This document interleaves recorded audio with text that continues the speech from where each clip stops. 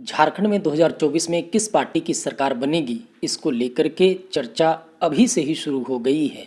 2024 विधानसभा चुनाव को लेकर के जहां चुनाव आयोग ने अपनी तैयारियां शुरू कर दी है, वहीं राजनीतिक पार्टी जो है उन्होंने भी कहीं ना कहीं एक कदम चुनाव आयोग से आगे बढ़ कर के पार्टी स्तर पर अपनी तैयारियों को काफ़ी आगे ले जाने का काम किया है।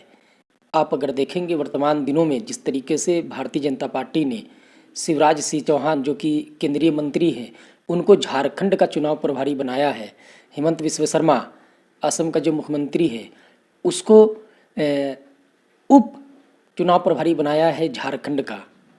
भारतीय जनता पार्टी इस बार झारखंड में हर हाल में अपनी सरकार बनाना चाहती है और इसको लेकर के पार्टी ने प्रदेश से लेकर के बूथ स्तर तक जो है तैयारियां शुरू कर दी है।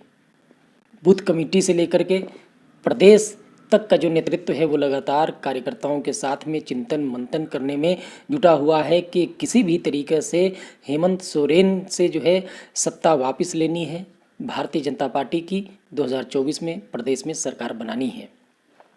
हालांकि ऐसा नहीं है कि सिर्फ भारतीय जनता पार्टी ही इस दिशा में आगे बढ़ी है। आप देखेंगे कि आजसू चूल्हा प्रमुख इनका जो है हर विधानसभा के हर पंचायत और बूथ स्तर पर आजसू पार्टी के केंद्रीय अध्यक्ष सुदेश कुमार महतो के निर्देश पर जो है पूरे प्रदेश में आपका विधानसभा में जो है आपका बूथ स्तर पर जो है चूल्हा प्रमुख बनाने की जो प्रक्रिया है वो लगातार जारी है।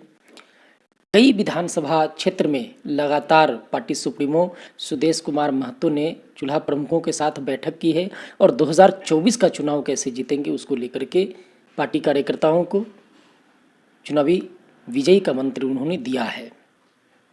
आप देखेंगे हेमंत सरकार के हर फैसले का कहीं न कहीं विरोध करते दिख रही है भारतीय जनता पार्टी। हेमंत सोरेन के खिलाफ जिस प्रकार से अभी जो कई मजदूर संगठन हैं, कई जो कर्मचारी संघ हैं, इनका जो आंदोलन चल रहा है उस आंदोलन को बिना शर्त बिना कुछ मांगे हुए भारतीय जनता पार्टी से अपना समर्थन दे रही है। भारतीय जनता पार्टी के नेता सरकार के खिलाफ होने वाले हर विरोध प्रदर्शन में प्रदर्शनकारियों को अपना समर्थन दे रहे हैं। ये सब तैयारी 2024 झारखंड विधानसभा चुनाव में जीत को लेकर के है। वहीं अगर आप बात करेंगे कांग्रेस और झारखंड मुक्ति मोर्चा की कि इन्होंने अपनी तैयारियां अभी तक शुरू की है कि नहीं की है, तो कहीं ना कहीं कांग्रेस पार्टी भी जो है पूरे प्रदेश में विधानसभा चुनाव 2024 को लेकर के अपनी तैयारियां शुरू कर दी है। कांग्रेस अब विधानसभा सीट पर पार्टी के आम कार्यकर्ताओं की राय जानते हुए पार्टी प्रत्याशी का नाम भी जो है वो लेना शुरू कर दी है। बहुत जल्द 15 अगस्त के बाद जो है बताया ये जाता है कि कांग्रेस पार्टी कहीं न कहीं उनके जो संभावित उम्मीदवार हैं उस उम्मीदवार को अपने तरफ से ये बोल देगी कि आप मैदान में उतर जाइए। कुछ ऐसी ही स्थिति झारखंड मुक्ति मोर्चा की भी है। झारखंड मुक्ति मोर्चा कहीं न कहीं जो भी वर्तमान जो हेमंत सोरेन सरकार चल रही है, इस पूरे सरकार और इसके कार्यकाल के दौरान भारतीय जनता पार्टी पर यह आरोप लगाती रही है कि उनको काम नहीं करने दिया जा रहा है। समय समय पर ईडी के द्वारा और जो बाकी जांच एजेंसियां हैं उनके द्वारा परेशान किया गया, काम करने नहीं दिया गया और इनका जो कई चुनावी वादा रहा है इसी कारण वो पूरा नहीं हो पाया है, ऐसा झारखंड मुक्ति मोर्चा के नेता कह रहे हैं। झारखंड मुक्ति मोर्चा भी जो है कहीं न कहीं आप देखेंगे तो भारतीय जनता पार्टी के खिलाफ हर जिले में अभी 2 दिन पहले इन्होंने आंदोलन किया था भाजपा नेता निशिकांत दुबे के बयान पर। तो कहीं ना कहीं चारों जो मुख्य पार्टी है झारखंड में, इनकी तैयारी जो है वो शुरू है। वहीं एक और जो अभी नई उभरती हुई पार्टी है जयराम महतो की, तो जयराम महतो को आप हल्के में नहीं ले सकते, खास करके झारखंड के 2024 विधानसभा चुनाव में। ये अलग बात है कि जयराम महतो 2024 लोकसभा का चुनाव हार गए, लेकिन जो विधानसभा का चुनाव होगा, कहीं ना कहीं जयराम महतो की जो पार्टी है वो झारखंड विधानसभा चुनाव में बड़ा कारनामा कर सकती है। आप देखेंगे जिस तरीके से आजसू 4, 5, 6 सीट ला करके भी एनडीए गठबंधन की सरकार में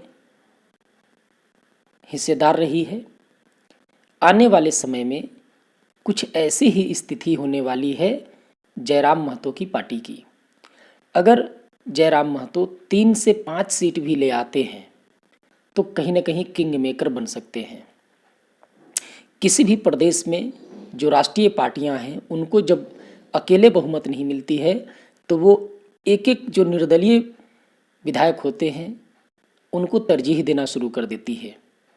और यहाँ अगर एक क्षेत्रीय पार्टी, चाहे वो नई पार्टी ही क्यों न हो, उसका विचारधारा कुछ भी क्यों न हो, राष्ट्रीय पार्टी को जब बहुमत नहीं मिलता है तो राष्ट्रीय पार्टियां क्षेत्र की वैसी पार्टियों को अपने साथ न सिर्फ सरकार में शामिल करती है बल्कि उस पार्टी को कहीं न कहीं हर संभव सहयोग भी करती है कि वो उसकी साझेदार बनी रहे।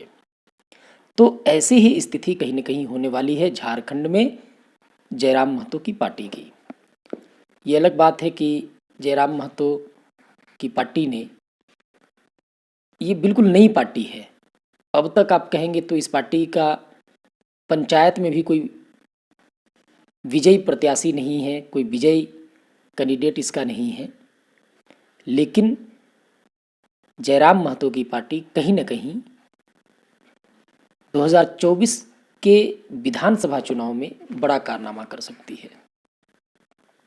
2024 विधानसभा का चुनाव कांग्रेस, भारतीय जनता पार्टी, इन दोनों के लिए जिस प्रकार से अग्नि परीक्षा है, क्योंकि अभी 2024 लोकसभा का चुनाव भी संपन्न हुआ है, इन दोनों राष्ट्रीय पार्टियों की देश में क्या स्थिति रही है वो आप भली भांति जानते हैं। भारतीय जनता पार्टी ने जिस प्रकार से नारा दिया अब की बार 400 पार, उस नारे की हकीकत क्या रही वो भी आप जानते हैं।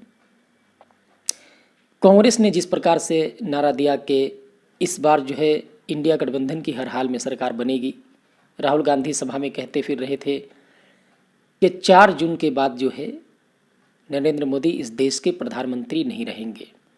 हालांकि फिर से उनकी ही सरकार बनी है, नरेंद्र मोदी ही प्रधानमंत्री है। तो कहीं न कहीं इन दोनों पार्टियों का जो 2024 लोकसभा चुनाव के दौरान जो लक्ष्य था, जो टारगेट था, वो पूरा नहीं हुआ है। झारखंड विधानसभा का जो चुनाव होगा, इस चुनाव में कांग्रेस और भाजपा इन दोनों की अग्नि परीक्षा होगी। इसके साथ ही जो प्रदेश की जो 2 और पार्टी है, एक हो गया आपका झारखंड मुक्ति मोर्चा और दूसरा हो गया आपका आजसू पार्टी।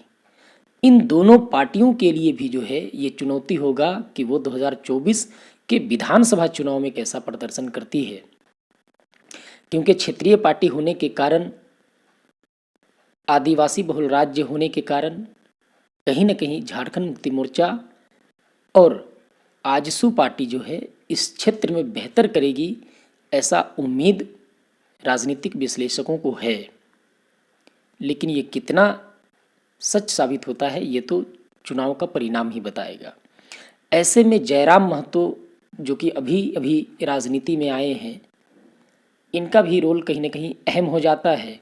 और झारखंड का 2024 का जो विधानसभा चुनाव है, ये इनके राजनीतिक जीवन का शुरुआत होगा। अगर जयराम महतो की पार्टी 2024 के चुनाव में 2 से 3 सीट लाने में कामयाब हो जाती है तो समझिए कि झारखंड को और एक नई पार्टी मिल गई है।